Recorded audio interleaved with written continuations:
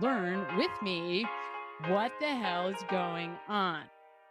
Someone needs to get this message to the defense. Welcome. Have to use brain power. Let me help out Dr. Russell here. Many people suffer from what's called an acute grief reaction. God save the Commonwealth of Massachusetts. The investigation was done with honor, integrity, and all the evidence pointed in one direction only.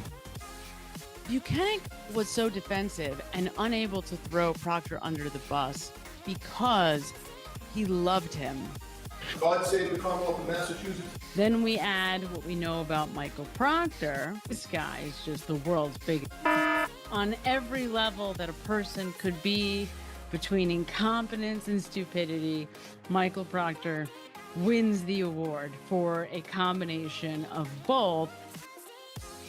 They killed him. Who are all the powers that be?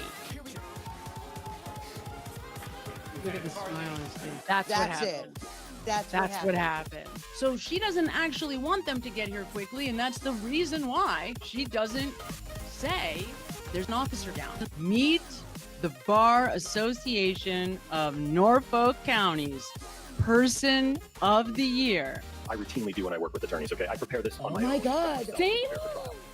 You did it?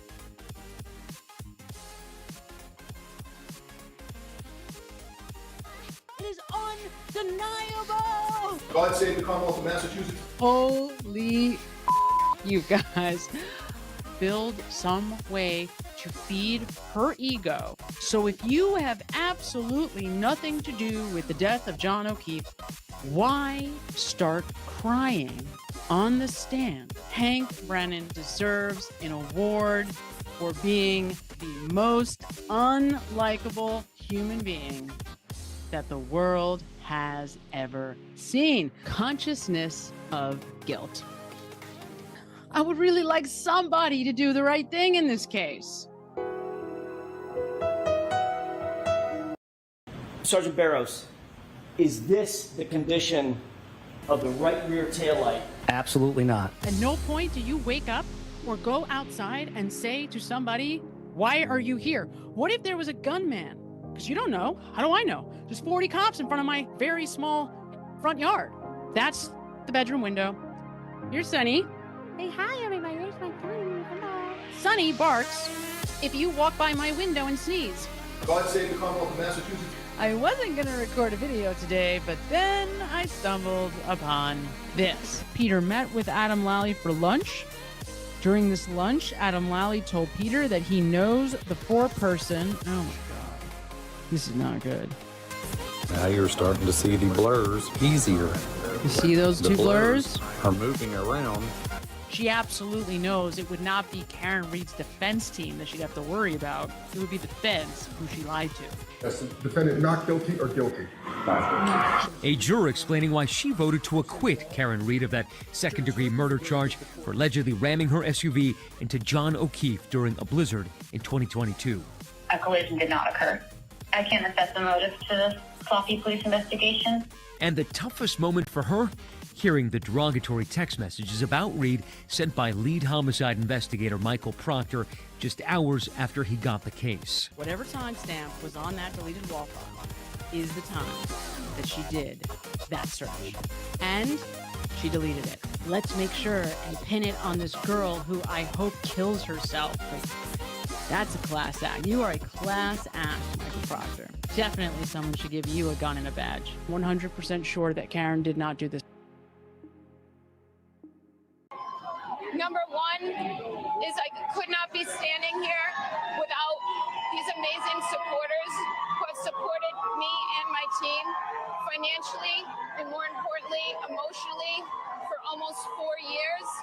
And the second thing I want to say is no one has fought harder for justice for John O'Keefe than I have. How dare they? God save the Commonwealth of Massachusetts. Hello, welcome. This is the I Don't Belong Here show, and I am your host, Samantha Benigno. I am a behavioral scientist, a career psychotherapist, a 6th-year PhD candidate in clinical psychology, a master's level psychologist and counselor. And I am here, I guess, wrapping up the conversation on the Karen Reed murder case. I mean, where to even start, right? I was going to come on at 10, and then I'm, getting ready and I'm on YouTube and I see Alessi and Yannetti on with Runkle, and I'm like, oh my God, I have to watch this, So I tried to quickly get through as much of it as I could while still also being somewhat prompt and on time. So I apologize for my lateness, but that was really, really interesting. And that's what's happening right now. We're like, what, 48 hours out, not even, from the verdict. And there's just an overwhelming amount of information hitting the air, right? We've got lawyers talking. We had the interview yesterday with Alan Jackson. Then we had these two tonight. Then you have Proctor. Of course, we have the Mcalberts. You have 3 jurors, at least as far as up until 9 o'clock tonight, that I knew of that had spoken out. So it has just been a crazy day of trying to stay current on all of this information. So much so that, to be honest, I don't even know if I fully processed that Karen Reed is free, right? She's free. Like, it's so exciting. I can't even imagine what a wonderful feeling it must be for that woman who is finally free. My God, can you imagine having to deal with the Commonwealth like that? I can't think. I swear to God, if there was a hell for me, Hank Brennan and Judge Bev are there. That is what hell looks like in my world. No question. It's not even close, right? That's with Brian Albert, like, that crew, all of them. Oh God, it's like, what is up with this group? And here's my takeaway so far in the less than 48 hours since this trial has wrapped officially. My assessment is everything that all of us thought and felt throughout this trial, and really throughout both trials, turns out to be pretty much exactly how it was, right? Listening to Alan Jackson yesterday, talking about the battling, and you could feel that, right? I know that most of you probably heard or saw the hot mic moment before the jury came back with their verdict, where Alan Jackson, really, really quickly turned to, I think it was Bob. I think he says to Alessi, Bob, I just can't do this again.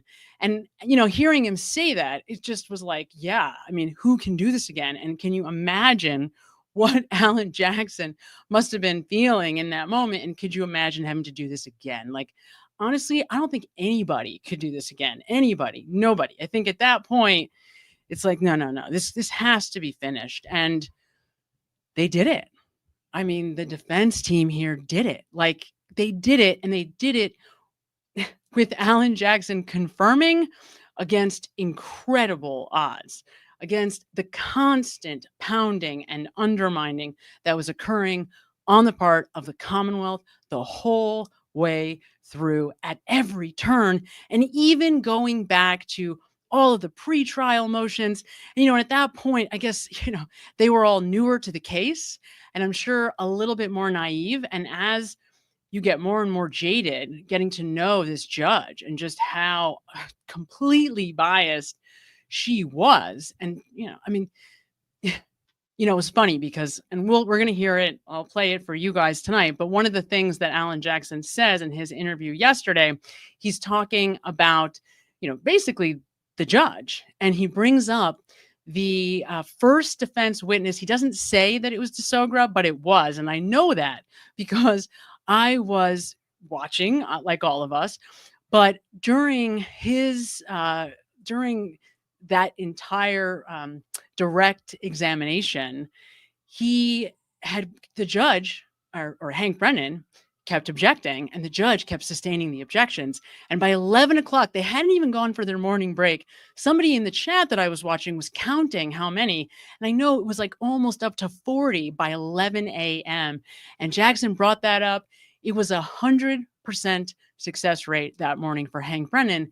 And in hindsight, what dawned on me, that was the first defense witness. So that was Bev's way of trying to say, I'm going to fight you at every turn now that it's your turn, now that you're up. Right? I mean, what other message do you take away from that? At the time, I was so in it. There was no way that I could see that that's what was happening. I was just way too in it. But now, and hearing Jackson say that, I've got to tell you so much. I mean, I don't even, the defense didn't even, how long was their case in chief? Like, was it a week? I mean, I don't even think it was that long. I'd have to really think about it to count the witnesses. But it just illuminated so much. They brought to life so many answers that we just didn't have, things that were so critical to understand this case. And not only to understand the case, right, but to understand what the hell happened to John. I mean, which is, of course, at the heart of this case. What this case is really all about is what happened to this police officer on that night, right? Because we know that he didn't get hit by a car. We know that it wasn't Karen Reed. So somebody killed this man, right? And I think the defense, maybe more so than anybody, though they're, of course, being tasteful, and it is not their place at this point to speculate wildly about who killed John O'Keefe. But they certainly know better than anyone what the evidence suggests, right? So we're going to take a look at some of that evidence tonight. I want to present the pictures from the garage. I want to get your guys' take on those. Those are very, very interesting. And, you know, I mean, I could spend this entire night just talking about those pictures, because if pictures, right, could speak, those photos are just so telling, so telling. It is also very interesting to me. Like, you would think, okay, if I'm Michael Proctor, if I'm Brian Albert, you would think at this point, you just want this to go away, right? You just want to like crawl under a rock, like Brian Higgins. As far as I know, I don't think we've heard from Brian Higgins. And my guess would be we're not going to, because he's doing the smart thing, which is crawl under a rock and just stay there, right? For as long as you can, hope nobody recognizes you as you move around the world, and just, right, stay under the radar as best that you can. That seems to be working to a reasonable degree for Brian Higgins. Why in God's name does Brian Albert and Jen McCabe and Matt McCabe, why do these people think it's a good idea the day after the verdict comes down to go on ABC and start barking about how an injustice has been waged and how, oh, the criminal justice system is so unfair to them? Oh my God, we feel so bad for you, Brian Albert. Like, is this guy serious? So I have a lot to say about that. And we are going to watch 7 minutes from ABC. We're going to take a look at that momentarily. But I also want to know, how are you guys? What are you thinking? What are you feeling? It's kind of a whirlwind, even for me as just a nobody observer, someone sitting on the sidelines, kind of watching all this. It feels like a whirlwind. There's been interviews with Karen's parents that have been pretty interesting and a little bit telling. There's so much going on, and it's all coming at us like at the same time, right? So, okay, trying to just take in all of this information and make sense of it, because it does all sort of tell the story, right? Fit into the story in different ways. And, you know, one thing that I suspect is likely true about what might be motivating the Mcalberts to be screaming and shouting. And actually, my boyfriend was the one that suggested this, and he's probably right. He said, you know, they got to get out in front of whatever's coming next. And he's probably right, because now that the case is over, I'm sure there will be evidence that gets released, you know, that goes out into the public. For example, these garage pictures. And so they're trying to get ahead of that. And that actually made sense to me. But you still, like, the nerve of Brian Albert, it is remarkable. It's remarkable. And as somebody who's I worked the beginning of my career and for many years, my like first area of expertise or whatever would be working with addiction, substance use disorders. And this feels a lot like that, right? When you're working with people who struggle with substance use disorders, they tend to like tell they tend to be deceptive. I'm trying to put this in a PC way. They tend to be deceptive and like they stand behind their deceptions, right? Like they will lie to your face. They will be so caught in that lie and they will just stick by it no matter what. And in their minds, of course, the thinking is, well, if I just never admit it, nobody can ever say that I'm not telling the truth. And I think, that's really what we're seeing here with Brian Albert and the McCabe's. And they're hoping to plant seeds of doubt in the minds of those who don't know anything about the case, right? That's really what the target here is. They clearly understand they're not going to change my mind, probably. And if you're watching this, your mind. Unlikely you're going to be convinced by Brian Albert's little, play me whining like the violin, like, oh, poor Brian Albert, he's getting threatened. Oh, I feel so right. So, big scary sergeant from the Boston Police Department who's basically, terrorized how many people, God only knows, in his reign of terror. But we're being asked to feel sorry for him. So that's a tough pill to swallow, but I am sure that there are people out there that don't know enough and that he's going to reach with this nonsense. So, that by itself is just so infuriating. It's very, very tough to watch. But with all of this information that is coming out, what do you guys think? What are you feeling? How are you making sense of all this? Are you feeling relieved? Are you feeling happy? Are you feeling, what's going on? I mean, it is such a relief. I mean, it really is such an incredible relief. That's my feeling, certainly. But yeah, I mean, I want to hear from you guys. So with that, let me see if I can get this chat moving here. Give me 1 second. Okay, show comments. Yeah, there we go. Okay. Come on. Hold on, you guys. Here we go. Yes. So that's what I'm saying. We got to watch this stuff, right? Bewitching Beauty. That's exactly what I'm saying. We're going to check that out. We're going to watch some of that together. Like, it's tough to take. But within about 30 seconds, I counted 6 deceptive statements on the part of Brian Albert. So, you don't have to be a psychologist or some kind of brilliant detective to understand that he's full of it, right? I think it's relatively transparent, probably to everyone, right? But like I said, I think the goal is play on somebody's ignorance, play on the folks who are just kind of hearing about this trial now, because it seems unimaginable that there's only people being introduced to it now, but there are, right? Because of the verdict, because of all the media attention now on this case, people are like, oh, what's this about, right? And then you get Brian Albert, and unsuspecting people are likely to freaking buy this garbage. It's unbelievable. Thanks so much, John Barthart, for your super sticker. Awesome to have you. Thanks for being here. Alan Warner sends a super sticker. Thank you so much, Alan. I so much appreciate your support. Yeah, I'm excited to hear from you guys because, the emotions are big, right? It's such a big experience. I mean, we have all watched this trial, these 2 trials.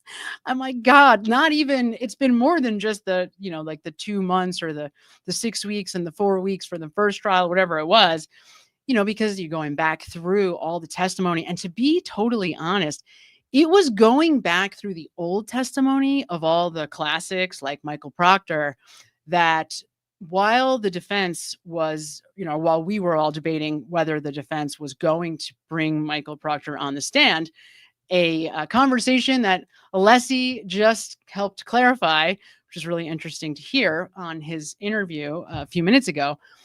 But, it was watching him on the stand, he was a much better witness than I remembered him, because I only remembered really hearing the text messages coming out of his mouth. But there was a whole, he's on the stand for a long time, and under direct with Lally, he sounded much better than I remembered him. So I was like, oh, maybe it is a good idea not to call this guy, because, when I expected him to be a disaster and he wasn't, I was like, all right, maybe it's better that he stay the boogeyman. And David Yannetti said this in the interview just now. He said it's much easier to create a boogeyman with somebody who doesn't exist, who the jury never sees, because they never get to see them in the flesh to create their own perception. And that feels very, very, very true to me. And how interesting that one of the three jurors who, there may have been more by now, but as of 8 p.m. tonight, one of the three jurors that had spoken up, how interesting that it was the text messages, despite the fact that Michael Proctor never spoke. It was still the text messages that sold her, that really bothered her. Wow, that is crazy, right?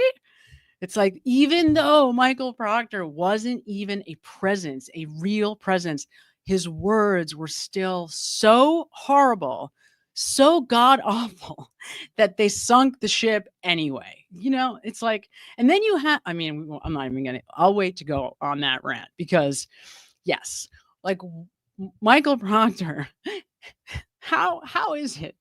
You just wonder, how is it? What goes on in your mind, Michael Proctor, that what would motivate you to do an interview immediately following this verdict? How stupid is this man? Yeah, so Rachel says, I really hope someone just speaks out, because it would be a very hard investigation for anyone to do to find out who really killed John O'Keefe.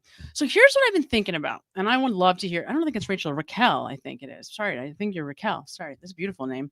So this is what I've been thinking about. If you're a true crime person, and I'm sure many of you are, right? We're here, we probably came upon the Karen Read case in some form or fashion from that place, right? So if you go back and you watch 50% of every Dateline episode, or every 2020 or whatever, Nightline, whatever, almost all of those cases are tried with circumstantial evidence. They're tried with 911 calls, right? Oh, did the husband, was that a staged 911 call? They're tried with butt dials. They're tried with phone records. They're tried with text messages. They're tried with GPS data. And even though, yes, Michael Proctor intentionally did not get the kind of evidence that he should have, I still wonder, if all things were equal and there was a real DA that wasn't Michael Morrissey, that wasn't, obviously I don't even know, crooked, what can you say? Fill in the blank here, just a horrible human being who has no intention to see justice here. You wonder if they actually could convict, because there is so much evidence. And my intention is to show that, is to try to highlight that, because I'm telling you, as I go back through the evidence, you guys, there is so much evidence. There is so much evidence. It's wild. It is wild. So yeah, and I don't know. How do you guys feel about that? How do you feel about seeing Proctor and seeing the McCabe's and the Alberts out there trying to play the victim? Yeah, it's pretty remarkable. It's pretty remarkable. There's a lot. There really is a lot of evidence. I made a list once, and I'd have to dig it back out now, but the list now, okay, I wasn't doing this from an evidentiary perspective. I'm not a lawyer, so I wasn't making the list thinking, okay, could I bring these things into court? But there was 70 items on that list. Things like consciousness of guilt evidence like butt dials, right? Or like the waterfall video. And even within the waterfall video, how many bits of evidence, the fighting. So you say, right, think about it. Like, think about Dateline episodes that you've seen, those stupid sparring, images of Brian Albert and Brian Higgins. They seem so petty and so trite. But as it turns out, Brian Albert has a long history of getting drunk and fighting. And those videos helps to bring that forward. And that actually comes out. I don't know if any of you remember this, but that actually comes out with Brian Higgins, or not Brian Higgins, with Nicole Albert on the stand in the last trial. It comes out that her husband has been known to drink and fight. So again, to us, because we like DNA and we like hard facts in terms of evidence, I bet you if we sat down and really put our heads together, I bet you there's more evidence here than you think. I really, really do. That's an interesting question, J May. So I get abused wife vibes. That is a really interesting question. That is so creepy. That just gave me the creeps to think about. Very interesting question. I could see that now that you've said it. I guess up until this point, I had seen her as a co-conspirator, like his little minion wife. If you look back at the waterfall video and you analyze frame for frame, there's even questions about whether or not Nicole and Brian are also signaling to John, like, come on, come on. Now, it's such a quick clip. It is really difficult to know who they're talking to, if that's really what they're doing, but it definitely looks like that. And that's just a stupid example of the way I think about her is like, she's his minion, but could I imagine that it's much more that she's kind of like the punching bag, passive, stay in your lane wife situation? Absolutely. Of course. Something is definitely a little off about Brian Albert. He's a bad dude, no question about it. And here's something also really interesting about Brian Albert. I think this is really interesting. I don't know if everybody else thinks this is interesting, but I certainly do. He's not a sociopath.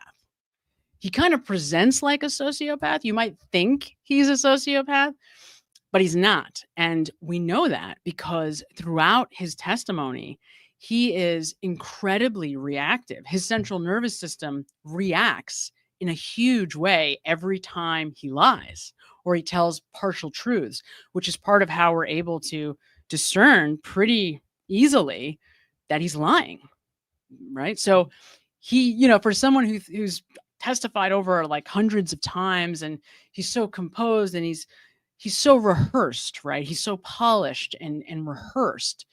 And make no mistake, Brian Albert has made or been responsible for the rehearsed aspects of everybody else. I mean, he's who picked out Colin Albert's outfit for the last trial. He's who taught him exactly what to say and how to say it, right?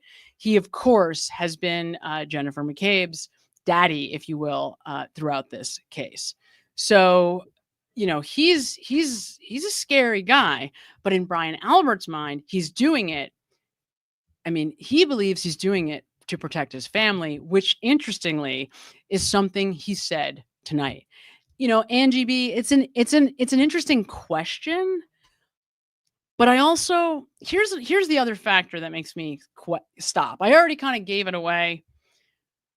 This is definitely an alcoholic.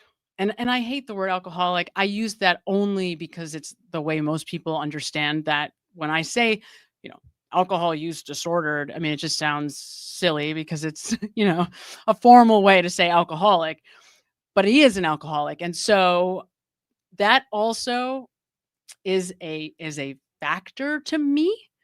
Yeah,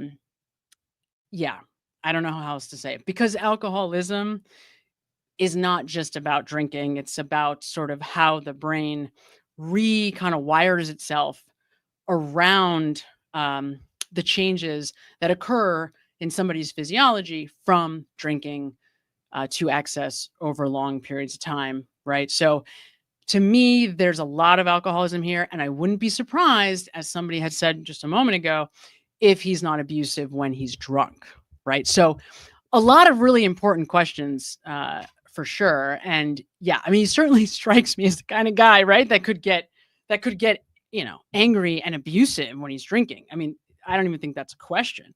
To what degree is the question? I know, Amy Elizabeth. Yeah, I know. As a mother myself, my heart is broken that John's mother can't see through the bullshit enough to want to know what really happened to her boy.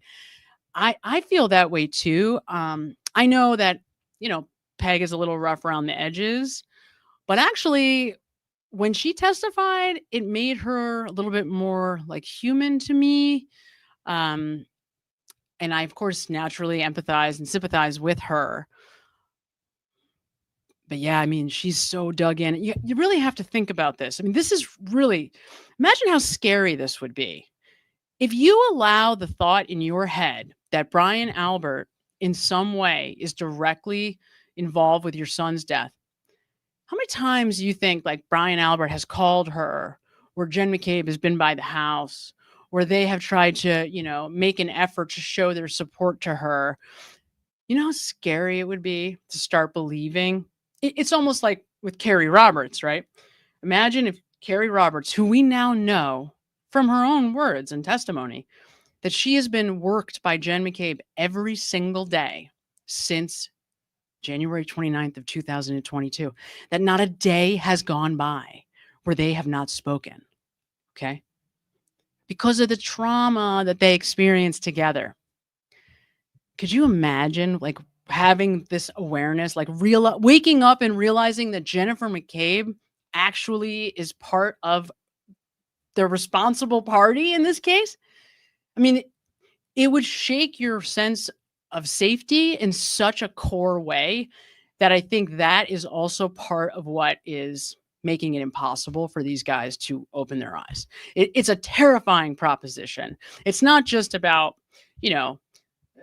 who killed her son, right? It's about the fact that if she accepts the reality that we live in, that has a lot of very, very terrifying consequences for her. It's horrible. It's absolutely horrible. Absolutely horrible.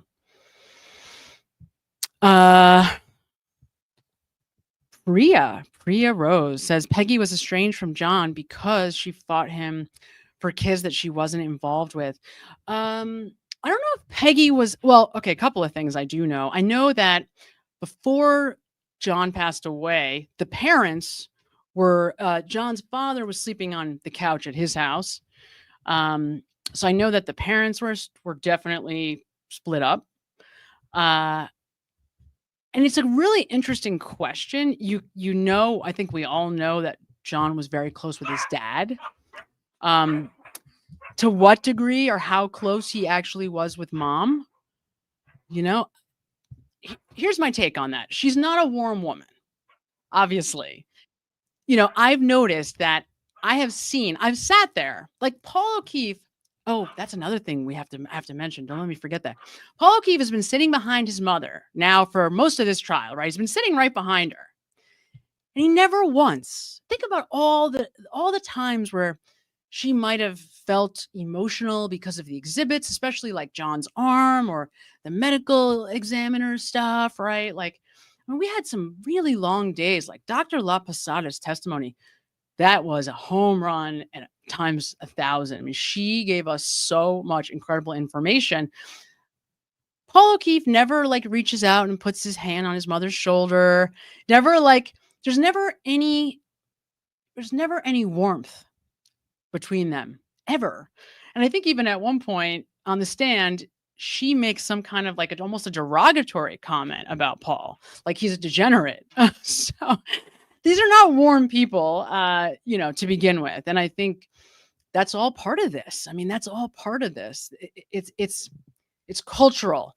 That's probably the best way to say it. There is a culture about this community this sort of like the blue collar, like the Boston police officers, the Canton police officers, even the Massachusetts state police officers in this community, there's a culture amongst them where, yeah, like Michael Proctor didn't think he did anything wrong, and still to this day does not. If you've listened, now they didn't release the whole interview with Proctor, but what they did release is him saying that he does not believe that he has done anything wrong, that he handled this investigation like every other investigation. Like every other investigation. What? What? Are you kidding me? Are you kidding? Think about that. Think about that. So he was like, yeah, maybe I would have gone through the motions of looking at a different car or talking to a few more witnesses. Like, is this guy serious right now? These people are there's something wrong. There's something really wrong. There's something wrong here, right? Oh, he's such an idiot, Mark. Oh, just such an idiot. I thought my sister was here for a minute. Oh, I think she was here and then she left. We'll have to see. Oh, wait. I think she's there. Let's see. Let's bring her in here. Hold on. Sister! Hold on. Oh, no. Okay, maybe I'll remove her. Should I remove her? I'll remove her. There we go. Okay. Oh, wait. No. Is she back? We're back. Okay. Yeah. Hello, sister. How are you? Woo. Yeah. So, Karen Reed is free, huh? It's wild.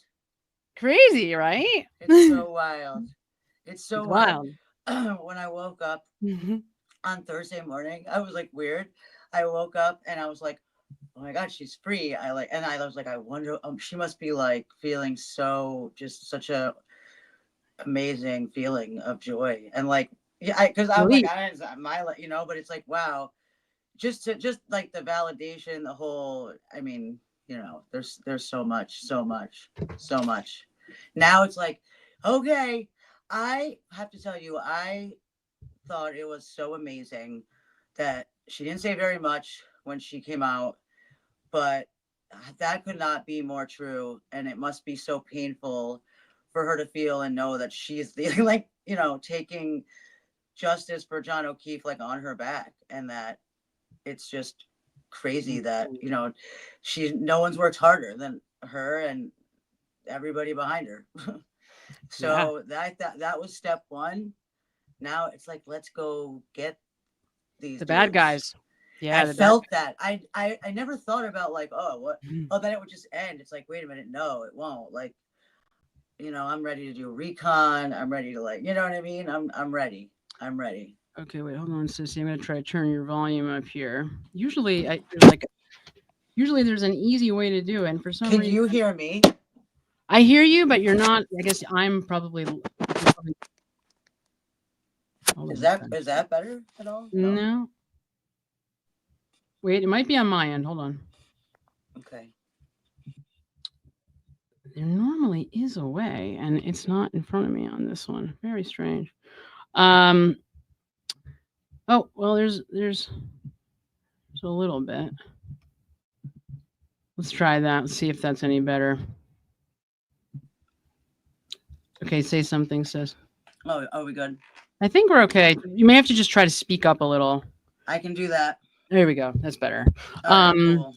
Thank you. So, I mean, there's a lot. I don't know if there's a lot. So I just watched as much as I could of Yannetti and Alessi being interviewed. That was really, really interesting. Of course, there's Alan Jackson's interview from yesterday with Howie Carr, which was really awesome. Amazing. Yeah, it was really awesome. And another example, and I was saying earlier, it's just another example of how everything that you felt in this case was what was going on. Yep. Right. Oh, and the jury interviews. The jury interviews have also been great. Fascinating. I mean, fascinating. Yeah. You know what I want to say too about that?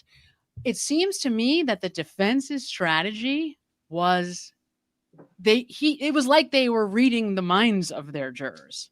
Yeah. Right. I mean, everything that they intended, their strategy worked exactly the way. Yeah. I mean, even to the point where the most recent juror to speak said that the texts were what sunk the ship for her. That Proctor's texts. Yep. And that was really interesting listening to right before this, Alessi and Yannetti talking about the process, the decision not to call him, which made sense to me after I went back. And basically the long and short of that was Yannetti said, basically, it's much easier to make somebody a bad guy or the boogeyman who the jury never sees. Absolutely. That was really the sum total of what they decided, right? I fully believe that as far as not calling any of those people, as far as the defense is concerned, I think they did exactly what they should have done, is just defended the evidence that was presented by Hank and the prosecution. Mm-hmm. And that was really smart, because wow, did they get blown away. I mean, one witness after another, and then when the cherry on top, the crash daddy himself coming through.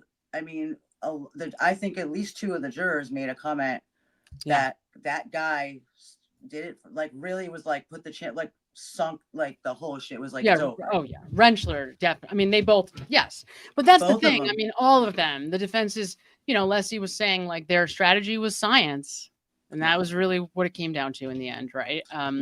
Hard to argue with that.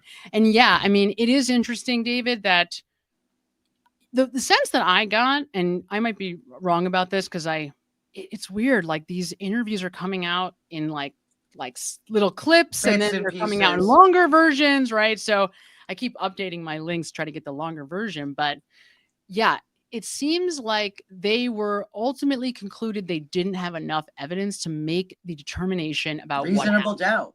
It was reasonable doubt. And That's I what think it we was. all, how many times do we, like, as supporters, talk about this, and like at every corner, I will always stop and be like, yep, that's what you call reasonable doubt. And then, or they'll say something, well, what about this? And it's like, exactly, that's reasonable. I mean, so many, for them. So it's like, okay, they were just, it was 12 people that were like us. Yeah. That's right. One of them was like, they asked why she wanted to speak out, and she's like, because I want to go get I want this movement to now go get these guys, and don't stop. I didn't hear that. Which one said that?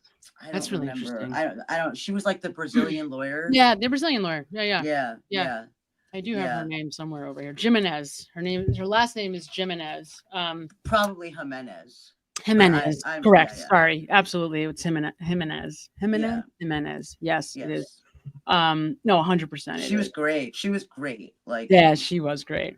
They were like solid, just random people, but with solid, like, that followed exactly what the law says. And that has always been one of the many arguments in our, in this whole thing. Yes, absolutely. Well, I've said this a million times. Thank you, Bewitching Beauty. Yes. That's awesome. I'm psyched. I can't wait That to should see be it. interesting. Yes, and I'm so glad that you mentioned Kevin Albert. I don't know if we're just like on the same wavelength or what, but I've been starting to bring him up more and more because he was at that Minion meeting, right? The 7 a.m. Minion meeting where they all come back together, and those are the responsible parties. Those are the murderers, essentially, right? That's the one where Julie Albert, Brian Higgins, the McCabe's, right? That's 7 a.m. They all come back together to get their stories straight. That's also the one where Jen McCabe tells everybody that Karen's got the cracked tail light and she hit him, whatever. And then Higgins tells her to call Lank back. Kevin Albert is at that meeting. And it's really interesting that, think about how many times we've spoken about that meeting or how many times we've thought about that whole. Kevin Albert almost never gets brought up. And that's really interesting to me because I think he was most definitely involved that night. Oh, yes. Oh, my most God. Definitely. Yes. That night. Absolutely. I think it is very, it's fine. Proctor wants to come out and say all this because Proctor didn't murder anyone. Proctor was just an idiot. Right.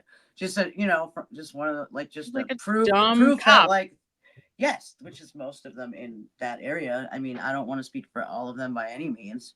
I'm not trying to be disrespectful, but the proof is in the pudding, you know. Well, definitely in that of it. I mean, But there's all no- these yes. people, right?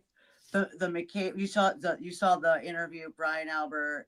Yeah, I'm gonna play that right? here. We're gonna play Matt it. McCabe, right? But let's talk about this. You're right. Kevin Albert is a ghost, right? But where's Higgins and Colin Albert, right? They can talk all they want because they're not there. They don't feel like they're murderers because they're, you know, they probably didn't murder him. Like, where's Higgins? Where's Albert? Because that's what it comes down to. It's one of them dudes, and maybe Kevin Albert was that Ford Edge that Right. Lucky saw, right? He was. And so that makes him, maybe he came in and took over. He did more than we think, right? Of course. But yes. like, No. you know, like when I would say I'm you know what I'm reasonably saying? sure that's true. Yep. Right. And so to me, maybe Kevin Albert is a little bit more culpable than Brian Albert as far as directly related to the murder, other than the fact that it was his property and he was there and he didn't hear it and all that stuff. No. Well, no. So let's Let's bring up- after the fact, like they call him up and they're like, "Bro, come help." Yeah. You know what I mean? So these three people to me, like, I want the Higgins meeting, Higgins interview. Has anyone? No, Higgins. I mean, Higgins is not in. like, witness Higgins is protection? smarter. Higgins is too smart because, like I was saying, Yeah. you have to have your head examined to be speaking out like this. And to me, the only I was reason why they shocked. are is because they realize that there's more evidence coming. Well, Proctor's doing it because he's broke and has no job. Right. Let's Absolutely. keep it 100. Back to back 2020 Dateline. Seriously? Yeah. Come on, dude. Well, I think he also he's clearly Whatever not gets well. your money, get it too. I mean, hey, do you? I'm not gonna hate on that, but and also I don't believe that he murdered anybody. I think he's just an idiot. I know. I think they Joanne, got I know. lucky. So I figured out. We'll talk about this when I play it. I figured out. I think why he didn't go outside. I'm telling you, once Dr. La Posada, once she explained that he was dead and that nobody was ever left out in the cold. Like, take left out of the cold out of your head. That never happened. There was nobody left out in the cold to die. Like, there was a body that was already dead that was out in the cold. But had it been summertime, that body would have been called dead as soon as anybody got to the scene, any first responder got to the scene.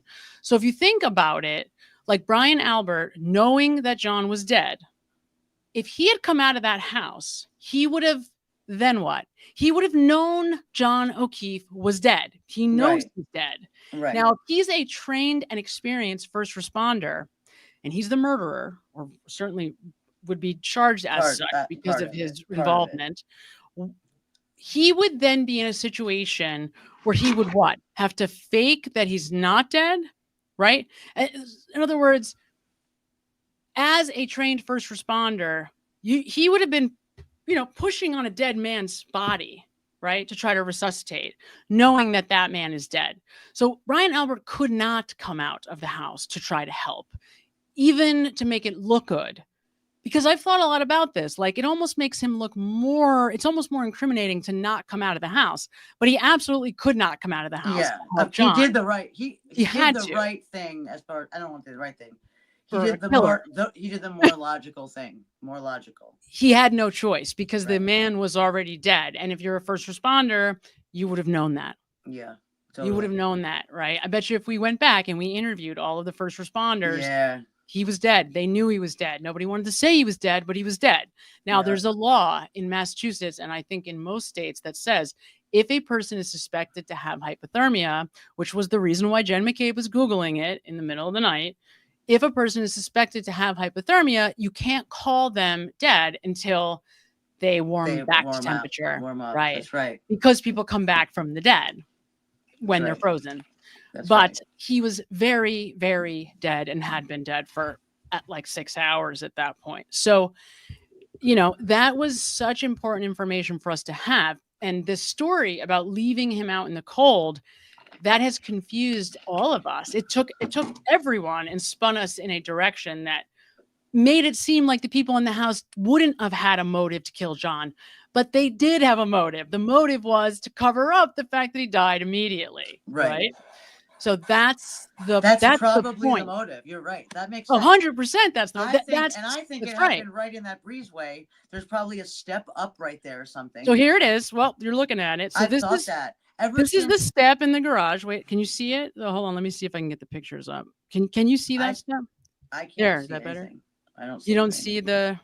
Nope. I don't, but I don't know about anyone else. You don't see the two pictures on the screen right now? No. See you and I. That's about Really? it. Yeah. Do you guys see the pictures on the screen? Hold on. If not, then I must be doing... Hold on. Let me try it this way. How's that? Do you see it now? I don't, but... Are you on an iPad? I am. Try That might moving be the why. screen to the right. To the right, just one time. Yeah, try like moving it. You guys do see it? Yeah. Okay. Thank you. I'm going nuts. Okay. You got to see these That pics. did not do anything for me. Didn't do anything. All right. I'm gonna text you these. You did already. I've already seen them. Oh, you have them. You have these. Yeah, Okay. you did. I know. So I looked at these. First of all, let's look at these. Okay. So this is such a Brian Albert thing to do. Blood, massive amounts of blood would obviously seep through and stain. So what is one way to eliminate that? What's one way to make it impossible to see the blood? Oh, I know. Get some red paint and spill it all over the steps. Oh, that was actually their actual house? Yes, this is at the house. This is in the That garage. was like an example of No, this is in the garage. This is Alan Jackson in Hold on, 2023. I can see it on my phone. I can see it on my phone. Okay, Like, so and these works. These are the actual pictures. That's wild, dude. And that is wild. Whoa. So if you look Yep. at this, the picture on the left, and if you think back, I would show John's head wounds, but if I do, YouTube goes nuts and bans the video. So it has to be, if you're going to show blood and guts, like it has to be done in this very specific way or YouTube has a nervous breakdown. So imagine back to the wound on the back of John's head, and then look at this line right there, where I've analyzed that line. It's exact. Because remember with that shoe? Because I didn't buy the shoe at all. I thought that was an absurd idea, to be honest. Yeah, I was like, that is pushing. We have things there are readily options right there. He probably did, and he did. You know what? I don't know who it was, but somebody, did you see that we got like an email and they referenced like what their theory was and said that like one of the reasons why they coaxed him back to the house that made sense was that like they don't want to fight in public.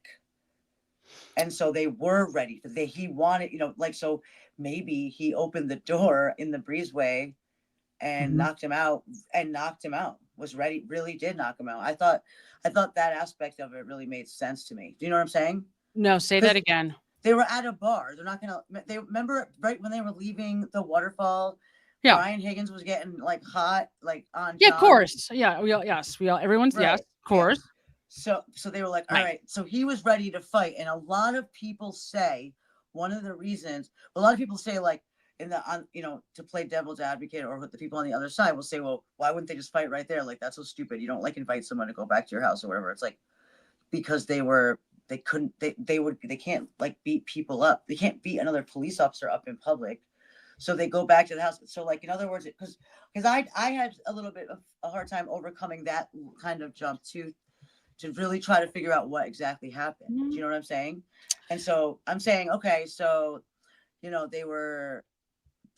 so maybe it makes sense that like the motive was like, as soon as he opened the door, he was knocked out, or the fight was so intense so quickly with the dog probably jumping on him. Right. You know what I mean? Dog coming at him. So Higgins is already ready. He's in the car probably. Who knows he was the first one there. I don't know what the whole mystery is with the moving, the plowing, the little dusting of snow, which is ridiculous. Even some of the other, like his co-defendant people, whatever you want to call them, well, Mcalberts, all said that, it was not a lot of snow at all. It didn't really make sense. But anyways, so I'm just saying, like, and then it happened really fast, right in the breezeway. No one ever saw him because he didn't go in the house. How about that? That? He didn't go in the house. He didn't go. He went into the garage, in right? The house, and redid the basement. They redid the basement as a decoy to make us think that this happened down there. I don't know about that. Here's Well, what it could have been. It does. Maybe not. Maybe they just really needed to get it done. But come on, there were already whispers. Josie Lou asks, have you considered taking calls? Yes. So I'm working on great something, idea. Josie Lou. I'm working on something. I'm hoping to have it by next week, but I'm thinking of maybe doing like a monthly call, like a live call thing instead, like a Zoom maybe kind of thing. I got to figure out the details, but I'm working on it. Absolutely. It was my first instinct actually back in the day. So absolutely. Yes, there is so much. You're right. So there is so much evidence in this trial. I had an Ian Whiffen video like I can't stand that weeks guy. ago, but it's true that there was so much important evidence in his testimony. There's so much important evidence in all these people's testimony, to be completely honest. Like, I never released Chris Albert. Chris Albert's is amazing. There's so much information in Chris Albert's testimony. But yeah, so my sense is that Brian Higgins was waiting outside in the Jeep, probably in his Jeep, for John to arrive. They did fight because John O'Keefe has bruises on the back of his hands, both hands. And when you look at the injuries, they basically, the little cuts on his face line up perfectly with a big hand and knuckles. And he actually has a bruise. Like, it would be essentially like a punch and a like a jab, a jab and what is that? Like a sidearm. And he falls down and smashes his head. Right. And then, but he gets but John does get a couple of whacks in. I'm sure. And then here's another thing about Nicole Albert's testimony that, again, Nicole Albert too. I'm telling you guys, once I understood Dr. La Posada's testimony, the world like completely shifted and everybody's story made sense. Like, I could see what happened very clearly in some way. So Nicole Albert tells us that Chloe, check this out, many times Chloe gets out of the gate and goes and attacks people, either other animals or people in the street. Many times. That was something she had done. So think about this. Brian Albert gets home. What is the first thing he does? He takes the dog out. The dog is out back, right? The dog senses that there's aggression, men fighting in the front of the house, jumps the fence, and, maybe at that point, maybe the two men have gone into the garage. My guess is, Jack, that they didn't start out fighting. My guess is that Brian Higgins, and I always thought this, that Brian Higgins would have said to him, I want to talk to you. Like, I think Brian Higgins wanted to tell him about the text messages. That would have been my guess. I think that he already thought he knew by how I think that Higgins maybe thought that, I don't know. I mean, I have no idea. Interesting. It's interesting, we the people. So Colin was definitely involved, but I believe that Colin I'm not saying that arbitrarily, though. Like, there's a reason why I'm not just accusing Brian Higgins like willy-nilly. If you go back and actually listen and analyze pound for pound his testimony, he actually he incriminates himself very, very clearly. And so does Colin. So you are 100% right that Colin, they definitely tried to hide Colin. And I think he may have had some involvement. But my question with Colin, because he did have problems with John, there's no question. I mean, that again, this is Chris Albert's testimony, and it's really helpful. I think he felt no qualms about jumping in on that one. Definitely. If he even had time, because this all happened fast. Now, here's the one question that all of us, and maybe we could put our collective head together to figure this out. Why did John's Apple Health data register steps? Oh, yeah, because he went downstairs. Maybe they kept him down there for a little bit. I have no idea. Because that is true. That is true. And let me ask you something. What is the deal? He sure is, Saggy. Yep. Go ahead. Yes, that is true. What is the deal with, like, everybody saying that Colin wait a minute. No, you had said that Colin went to the high school afterwards with Allie. and that they were gone for like an hour. It's just like that part to me seems like so weird. Like, couldn't you picture like take him away? So they they're supposed to be like brother and sister. The way she was like, the way she talked about this guy. Yeah, they were very close. Like they were very close. Yep. So she probably, is like a mini Jen, dude. Absolutely. Took over the thing, right? Mm-hmm. And then they go to his comfort zone, some maybe smoke or something, and they drive around for about an hour. Go back to like, right after high school year. Like, how doesn't sound like something that's exactly what I would do. Of course, I would just take off. She took him away. And be like, don't even worry about it. We'll, get back to you. And when you said that, when that started to come into play to me, it's just like with Colin to me, there's like, I can map it out and I'm like, oh, it just makes so much to me. But I think it was, I don't think it matters. I think that all four of them are, maybe even Kevin Albert. I mean, I'm speaking on Brian, Jen, Higgins, and Colin, but maybe Kevin too. Maybe he, for the cover up, maybe he deserves a little less time. You know what I'm going to do, Ryder? I haven't thought to do this, but I'm going to do this. I'm going to go back. They're so peripheral to me, like the Levinson and Nagel people, the people that were in the house, but allegedly never saw John. I've never analyzed their testimony because, frankly, it was too boring. I watched the Nagels about the big blob. Is that who you're talking about? Just whether he was in the house. So what I would want to know is I'd want to do like a full lie detection analysis to see if they're telling the truth. That's the way to do it. I mean, that's how, I don't know why it didn't occur to me to do that. They were just too boring for me to think about much, but I will go back and do that because that's been a question for me forever. Are they lying or did they really never see him come in the house? Okay. Did you watch the Brian Albert interview just today or earlier? Yes, I was going to play that. Hold on. There's somebody. Okay. Cause it's so good. Let's see.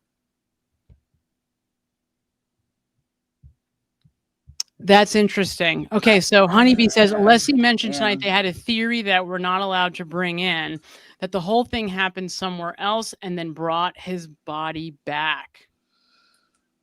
Maybe. I don't know. That seems so risky. Although they would never get searched. They would, you know what? That might be true. Maybe. That could be true. I wonder what the full theory would have been. Wait a minute. How, though? How would that be true? Because Karen would have dropped him off, right? And then why wouldn't he have had any communication whatsoever back? That's the thing. I mean, she was, remember Karen's blowing up. Like that's what, that is exactly why I think that it had to happen fast. Because why didn't he answer the phone? He would have dealt with her at that point. You don't just completely, that to me is why I will always believe that it happened fast. I need some serious evidence to change my mind there because that part doesn't add up. Yes. Yes, because here's why. So when you go back and you analyze, now remember there's alcohol involved that could change things, but from going back and seeing John's behavior with Karen, even when they were fighting, the longest that he went without like checking, she was trying to get him to talk to her constantly. Like the whole day earlier that day, they're fighting and Karen's like, get on the phone, and she's using every tactic. She's using guilt. She's threatening him. She's doing all of this, try to get him to get on the phone with her. And he won't do it because his father's there. He's got the kids, whatever. But eventually he goes away for about 40 minutes. He comes back and he's cooler head and then he's willing to talk to her. So the longest he was willing to go in the middle of a fight was 40 minutes, but they weren't fighting that night. They weren't fighting before he got out of the car, right? Everything was fine. So in my mind, he wouldn't have ghosted like that. He just wouldn't have. He wouldn't have gone in and just forgotten she existed while she's blowing up his phone endlessly. Right. Unless he just didn't have his phone. Right. There's no evidence that that's the way he behaved, right? Right. Exactly. It just doesn't even add up either. I mean, I'll always wonder, like, why she didn't, if she got that mad, like why she didn't go in the house, knock on the door and be like, "Where's my man?" Yeah. I it's the one thing I can't, it's like, God. No, actually, I don't know why I said that. The reason why she didn't, though, you have to, I know that I feel like there is a reason. I think she's given the reason and it's valid. No, so if you go back and you look at what you have to really think about what happened on New Year's Eve, because what Karen was feeling that night was that he had, so on New Year's Eve, what he did was he was drinking with all of his pals and he abandoned her. He was with his friends and he was drinking and he abandoned her. He was trying to watch the Alabama game. He got drunk and he left her. So she was thinking that he was doing the same thing. Here we go again. Yes, that's right. Yeah. That's what happened. And so that's she was why like, she F flipped you, out. I'm going home to be the one that take care of the kids. Care of your kids again. Again. Right. Yeah. That's why she got so upset. Yeah. That's why she didn't go in, because she was so, remember, they'd been fighting all day. So they had made up. John was very sweet when she got to CF McCarthy's, but they were fighting. I mean, she was talking about like not breaking up, but she was like, I don't want to see you with the kids anymore. She didn't want to go to the house. Yeah. Like, they were definitely that day on like shaky ground. Yeah. Like, I don't think that there was much. Yeah, you're right. And I think they were trying to be like responsible about it. They seemed like whenever they had splits, that they would take a night off. She would go to her house, whatever. Right. But that, the snowstorm was coming and he really wanted to come back. He did not want her to do that. Nope. You're exactly right. It was John. She was like, kept insisting that she would stay away. And Tom was like, no. She may have actually been prepared to do that. I don't think it was just a threat. It seemed like she was really seriously thinking about doing that. Yep. And he was like, not having it. No way you're doing that. Come on, Karen, stop. You're going to come and stay with us until Tuesday or whatever. Yeah. Because of the snow. So to your point, sister, I'll play hopefully you'll be able to hear it. Let's see. So crazy. He says so many maddening things, Sam. All right, hold on. Let's see. Oh God, here we go. Let me see here. It's weird on my screen. I got to hold on. I'm coming. Oh, here's a way to do that. No. Sorry, guys. I got to figure out how to get this. And what a lovely, face to stop it on. This guy, Come on, we all love him. We couldn't have started out with the Yannetti totally interview picture. I know, right? Much better to look at. This guy makes me want. I can't with this guy. He says the most. It's like so maddening, the stuff that they say. I know it is. All right, so let's see. We're gonna go through it here together. All right. If I can get this to play. I didn't see this whole interview because I skipped because I wanted to watch as much as I could of Yannetti and Alessi. I watched a few interviews with, I was watching a lot of as much. There's so much, yeah. I know. The criminal justice system has let us down at every turn. Okay, yesterday was the final letdown. Oh my God, and that's why we're here, because there's nobody left to stand up for us. Think real long and hard before you're a witness in a case, because no one protects you. And that's very, very sad. Troubling. For the first time, some of the key players in the Karen Reed trial sitting down for an exclusive interview. His friend Jennifer McCabe and her husband Matt, former Boston Police Sergeant Brian Albert, and his wife Nicole, and his brother Chris Albert. All five of them pulled into the center of this high-profile case and now speaking out. And I think the reason we all stayed quiet is because we were just witnesses. This is a thing that we had nothing to do with. We did the civic duty. They don't even know what to say. The truth, and that's it. Free Karen Reed! It's the case that has captivated the country and divided a town. Karen Reed, accused of killing her Boston police officer boyfriend, John O'Keefe, hitting him with her SUV and leaving him to die in a blizzard. Leaving him to die. So that freaks me out when I hear that now, because that is just fundamentally incorrect. There was no leaving anybody to die. It's a proven fact. Now, She's after factually found. And by the way, did not happen. Even the Commonwealth's Isaac Wolf made the same claim. So that's not just the defense's claim. That was also the Commonwealth's claim. A jury acquitting her of the most serious charges, second-degree murder and manslaughter. Hundreds of supporters in pink, Karen Reed's favorite color, cheering as the verdict came down yesterday. I could not be standing here without these amazing supporters. People turn this thing into a tailgate party, it looked like some days. Board games, cornhole, cookouts. Oh my This is God, a will guy you that was stop? murdered. Listen to this. This one, really? People turned this thing into a tailgate. This is a police officer who was murdered. Like, That was this a is joke, the and I was like, person. oh, really? who's- Were you there? Were you hanging out?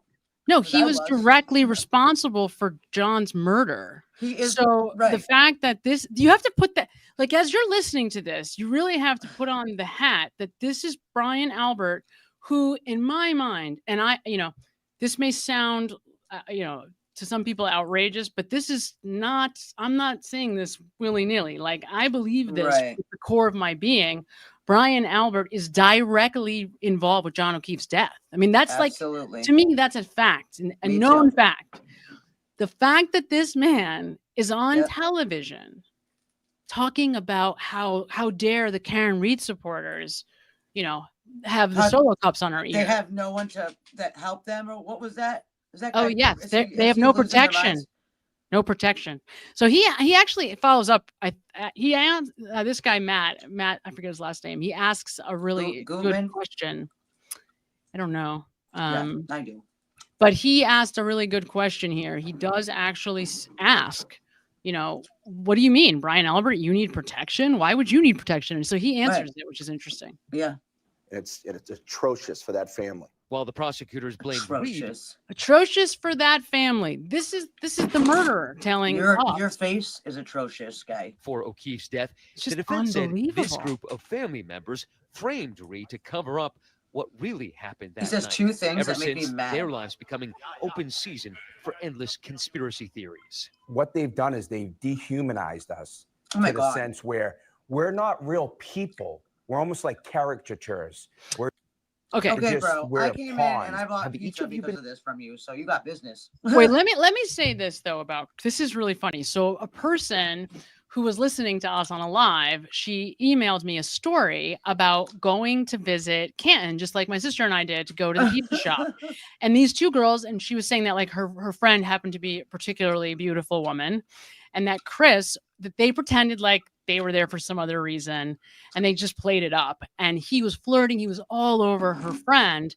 And he wound up like eventually asking them, like, so you guys don't know who I am? Like, you don't know who I am? Really? That's And so then weird. and then he wound up like telling his life story to Oh them. my God. So here you have Chris Albert That's amazing. complaining, right now, complaining Right, about no, how he's a caricature and he gets harassed. And in the meantime, this guy lives at this He loves pizza it. shop. He's always there. Yes. And when these two attractive women come in from out of town, he can't wait to tell him how famous he is because he's involved in this case. Mm-hmm. So it's like, come on, Chris. Like, how much is this really? I mean, I believe that it's destroying Colin's life. That I believe. I mean, all of their lives are probably not looking great at this moment. But I mean, Chris seems to be like on the periphery Okay. more. Yeah, like he is. He He lives at his kinda, pizza shop. He's there all the time. Any one of us could go at any day and go see him. I think also the fact that he wasn't at the house, we know that he didn't. Right. He wasn't part of it. Yeah, it does help. And he's the one Certainly. that tries to like stop Higgins in the waterfall video. He's the one that's like, "Yo, bro, like, Chill whatever." out. Like, he's not. Yeah, he's not like, "Who's that?" That's Brian Albert. That's right. Like, what is that?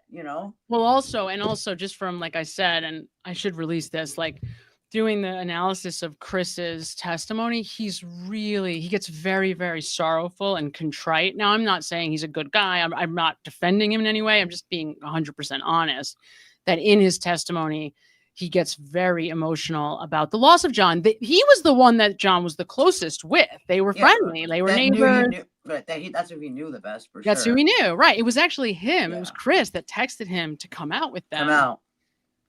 So I think he does. He definitely is contrite about John's passing for Right. sure. For what Called that's worth. murderers? Like actual murderers? Oh, yeah, on a daily basis. Yeah. Anybody who's touched Yep. this case has been called a murderer at some point. And anyone who's friends with us support cop killers. After Well, so that's interesting. I like Okay, how Jen. so Matt McCabe does something really interesting there. Matt McCabe hated that so much that he tried to distance himself Yep. by like twisting it around and making it like, well, but you know, we're not the only ones. Everybody's called a murderer who's involved with this case. Right. Which is really interesting. Very telling also about how Matt McCabe sees himself in relationship to this situation. Right. Yeah. 3+ years, the saga wrapped up yesterday. Reed captured celebrating at dinner with her father, and today seen walking with her attorney, Alan Jackson. And her normal clothes. And so Yeah, it looks so nice, right? Yeah. Meanwhile, O'Keefe's family and friends struggling with the verdict. I'm just sad for John's family and what happened yesterday, and I feel like they didn't get justice for him, and our lives just changed forever. Why speak out now after the verdict? We took what we thought was the high road. Right. Let the court do its job. What was that? Define that. After a night of hanging out at a local bar in Gotta a be brutal kidding me. 2022 blizzard, Brian and his wife Nicole hosted a late-night gathering at their home. An invitation had been extended to Reed and O'Keefe, but Brian Albert says neither of them ever entered his home. Oh, this is interesting right here. O'Keefe was found lying unconscious in the snow of Albert's front lawn. He was pronounced dead at the hospital hours later. The defense's theory? A violent altercation at the Alberts' home, possibly involving other members of law enforcement. Did John ever come in the house? Never. No. You never saw John O'Keefe in the house, right? Never. Okay, so let me. I don't think he went in the house, so that was like an easy, honest answer for. But it all of wasn't them. an honest answer because when in lie detection, there's not very many absolutes, but there is one, and it is never is almost always a lie. Okay, Never when you is say I almost never, always I've a lie. never done that. When I say I've never done something, Exactly. I mean, That's the time that it's appropriate. That's the only time it would be appropriate. Exactly the way you just said it. In other words, I've never jumped out of an airplane. I have actually jumped out of an airplane, but like, I've never been to Kansas. I've been to Kansas, but like that would be the appropriate terminology. But to say that you've never done whatever, John O'Keefe never came in the house, like in that kind of way. And then they say like never. In other words, right. Like the answer, the right answer to this question from a pure, I'm just speaking, this is not you in my opinion. This is just purely objective. Just sort of the lie detection 101 course, I guess, right? It is an objective fact that when people are in interrogations and they use the word never, it is almost always a lie. The correct answer is no. Can I ask you something? Yes. Did Chris shake his head there? Did he involve himself in that answer to that question? I think he did. That's a little strange to me. Let's see. Hold on. That question, Never. you don't. How do you know you weren't there? You never saw John O'Keefe in the house, right? Never. No, he didn't. These Okay, are people good. in I'm your like, own all right. community Gotta make who believe. sure. Oh, that was interesting. No, he didn't. He actually Okay. didn't. He Very shouldn't have. That would have been. That's why I'm. in the house. He shouldn't have. You're right. He kind of looks over at them These like, I don't know, guys. You tell them. That one's on you. I'm not answering that one. No, yeah, he's That's not very supposed to funny. know. So yeah. And then it's funny because Brian Albert sort of takes over. People in your own community who believe the conspiracy theories, who believe that there were other law enforcement officials and agents involved in this. Why is it people in your own community who believe these conspiracy theories? You do realize for this conspiracy to be true, it would take 30 to 50 people. You'd have to have. You're an idiot. That's not true. Multiple cops on 2 different police departments. No, you don't. Multiple civilians. The medical examiner. This is very rehearsed. EMTs. Yeah. You name it. That's how Totally. preposterous. So what Brian Albert's doing here. So this is so put on like Jackie, put on your addiction. Like I was saying this earlier, like if you put on like your I'm a drug addict and active addiction, and I don't mean that in a derogatory term. I'm just using these words for other people because they're easy and people understand what they mean, right? Totally. Substance use disorder is just not as easy to understand, maybe, but he is essentially doing what is very natural to people who have substance use disorders. He is just lying, and the thinking in that is, okay, if I just keep lying and I paint a picture of reality that I stick to and I make everybody else stick to, there's no difference between what I'm saying and the truth. In other words, you know, it's like very childish in the sense that, well, yeah, but I mean, it's the truth, right? Like if I just keep saying it, nobody can say it's not true. Right. But here's the problem. Actually, the evidence doesn't support at all anything else. Like a Right. dog Like attacked. your dog attacked him, bro. Exactly. That is a fact. To me, that is Exactly. a fact. That is a Right. fact. That is a fact. The pig DNA to me, that's the dog treat. Fact. After you know what I'm saying? I've done more research on these little things.